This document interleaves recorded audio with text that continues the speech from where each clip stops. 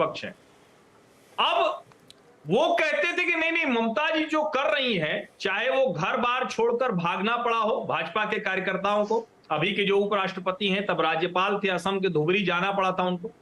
तो कुल मिलाकर माहौल ये था कि हिंसा, घर बार लूट लेना, अत्याचार, इसके बाद अब कोई पार्टी राजनीति कर नहीं पाएगी तृणमूल कांग्रेस और उसकी गुंडागर्दी के सामने, बर्बरता के सामने।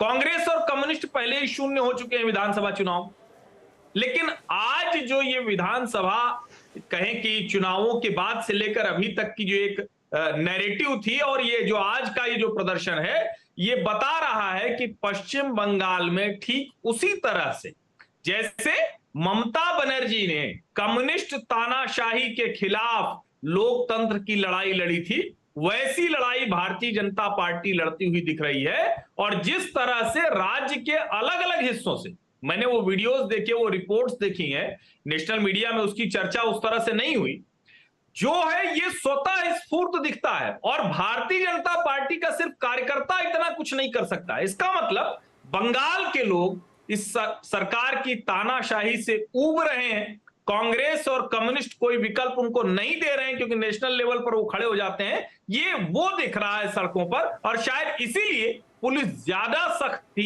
ज्यादा बर्बरता दिखा रही थी। जो आंसू गैस के गोले हो या पानी की बौछारें हो, ये तो आंदोलन करने वाले को मान के चलना चाहिए कि ये होगा। मुझे ये बात ज्यादा दिखती। ठीक है सुमन जी, इस समय ममता बनर्जी सरकार की अगर हम पोजीशन देखें तो प्रचंड बहुमत की सरकार, जैसा अभी हर्ष जी कह रहे थे, बात तो सही है, लेकिन जैसे एक के बाद एक, चाहे वो पार्थ मुखर्जी हो, चाहे वो अणुव्रत चटर्जी हो, या फिर उसके बाद मलय साहब हो, घटक साहब हो, तो बैक टू बैक जो ये भ्रष्टाचार के आरोप, फिर सीबीआई की रेड में इतना कुछ सामने आना, क्या सरकार थोड़ा बैकफुट पर है, इस समय प्रेशर में है और वो रिएक्शन आ रही है?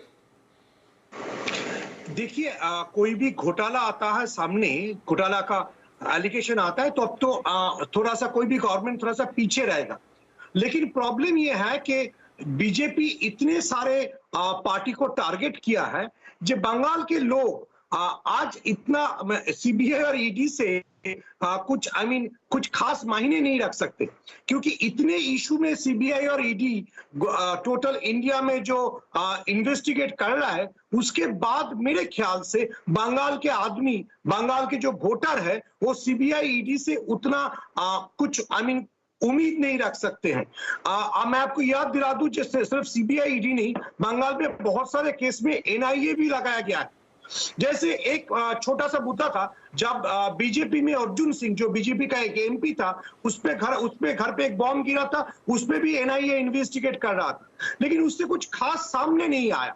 मेरे ख्याल से आज का जो बीजेपी का शो था, जितना हल्ला मचाया गया था, यहाँ पे मैं देख रहा हूँ सौरभ शिकदार है, वो शायद जवाब देंगे, लेकिन जितना हल्ला मचाया गया था, उससे बाद में आज शाम को उतना बीजेपी के पास कुछ नहीं है।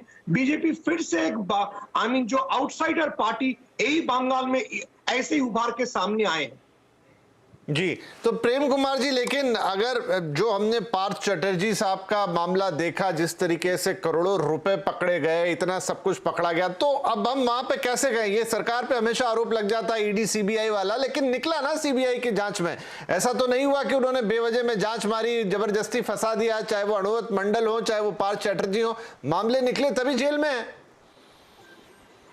जी बिल्कुल, आप जो सवाल उठा रहे हैं भ्रष्टाचार को लेकर के, ये इस पर पहले से भी चर्चा होती रही है। और बात ये है कि भ्रष्टाचार पर एक्शन जो होता है, खास करके केंद्र सरकार की केंद्रीय एजेंसियों की ओर से, वो सिलेक्टिव ढंग से होता है। ये एक मैं मानता हूं, सिलेक्टिव ढंग वाली बात भी मान लेता हूं आपकी, तो भी ये तो नहीं हो सकता ना कि वो सिलेक्टिव होता है तो जो चोर निकले आप उसको भी चोर न कहें।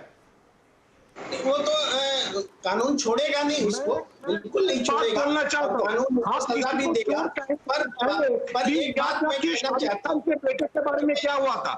सब लोग, सारे मीडिया बोले थे कि शाहरुख खान का बेटा एक इंटरनेशनल ड्रग पेडलर है, और सारे मीडिया चलाया था। उसके बाद क्या निकला?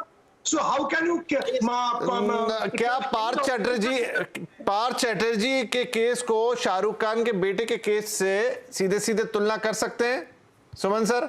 हर्षवर्धन जी, आप मेरे को एक बात बता दीजिए, ईडी इतना नहीं, हर्षवर्धन जी तो बोले नहीं है सर। ये पूर्वा देखिए, ये जो पूर्वाग्रह है ना, हर्षवर्धन जी तो चुप बैठे, वो बोले ही नहीं है, मैं बोला हूं।